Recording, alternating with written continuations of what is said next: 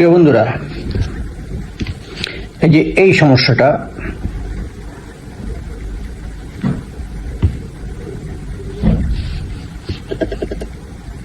সমস্যাটা যাদের কাছে আছে তাদের প্রোফাইলে, তাদের আইডিতে, তাদের ফেসের মধ্যে কখনো ভাইরাল হবে না। এই সমস্যাটা কিভাবে সমস্যার সমাধান করবেন সেইটাই দেখানোর চেষ্টা করব। তবে ভিডিওটা স্কিপ করবেন না, হয়তো আপনার ভিডিওটা প্রয়োজন হতে পারে, আপনি যথেষ্ট পরিমাণে সেভ করে রাখার চেষ্টা করবেন। তো চলুন আমরা প্রথমে ব্যাকে যাব।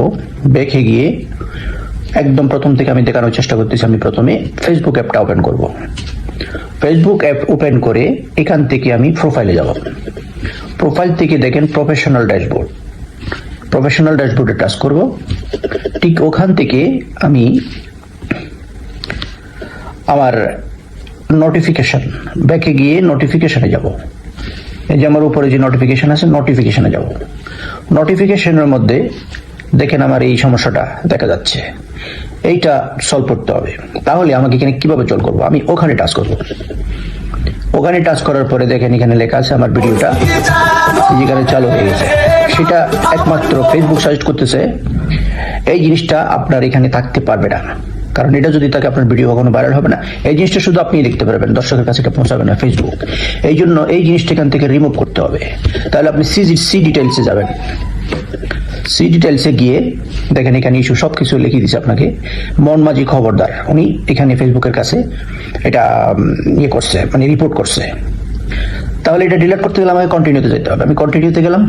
কন্টিনিউতে গিয়ে দেখেন এখানে একটা অপশন, দুইটা অপশন, তিনটা অপশন থাকবে। কন্টিনিউতে আমি আবার যাব। গিয়ে দেখেন তিনটা অপশন আছে এখানে। যেখানে রিমুভ ভিডিও লেখা আছে সেটাতে আমি ক্লিক করব। ক্লিক করে কন্টিনিউতে যাব। কন্টিনিউতে গিয়ে এই ভিডিও আপনাকে ডিলিট করতে হবে। এখান থেকে যদি আপনি ভিডিওটা ডিলিট করেন, সম্পূর্ণ ভিডিওটা আর ফেসবুকে সাজেস্ট করবেন, ফেসবুকের কাছে এটা থাকবে না। হয়তো আপনার মোবাইলে সেভ থাকতে পারে, কিন্তু ফেসবুকে থাকবে না।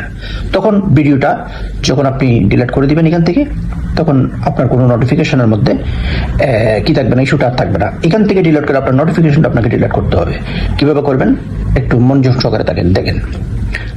দেখেন ভিডিওতে আমি টাচ করলাম, এটা এখন ডিলিট হয়ে যেতেছে, একটু টাইম নেবে। হওয়ার পরে ক্লোজ।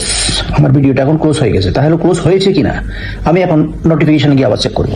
এই যে আমার নোটিফিকেশনটা রয়ে গেছে, এখানে যদি আমি চেক করি এই something one wrong, please try again, কারণ মানে আমার ভিডিওটা ফেসবুক থেকে টোটালি ডিলিট হয়ে গেছে। এখন আমি স্কিপ করে ব্যাকে যাব। ব্যাকে গিয়ে আবার এই নোটিফিকেশনটা ডিলিট করতে হবে।